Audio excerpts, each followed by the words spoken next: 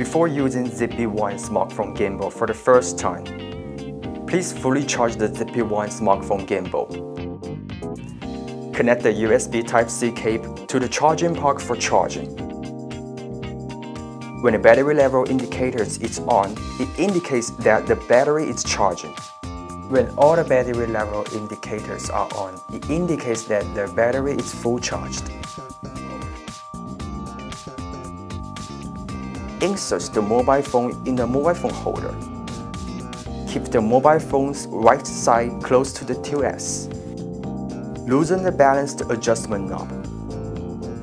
Adjust the adjustable arm left and right until the roll axis is balanced. Tighten the knob. Adjust the mobile phone holder until the mobile phone remains level. The mobile phone now is in the horizontal mode. Rotate the phone holder by 90 degrees. Place the mobile phone in the mobile phone holder. Hold the joint of the roll axis and the pen S. Move the mobile phone back and forth to keep it level. Place the ZP1 vertically and loosen the balance adjustment knob. Adjust the adjustable arm left and right until the roll axis is balanced. Adjust the mobile phone holder until it remains still.